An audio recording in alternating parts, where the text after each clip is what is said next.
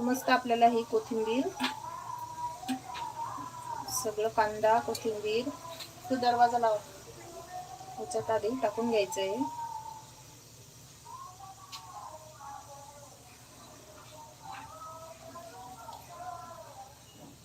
कांदा आणि मिरची.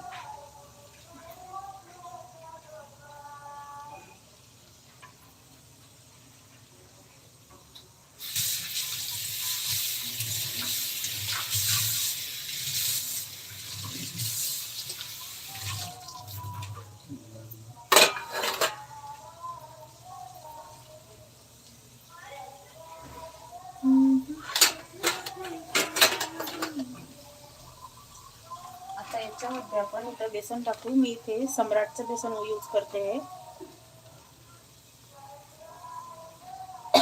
जसं लागलं तसं बेसन घालायचं त्याच्यामध्ये.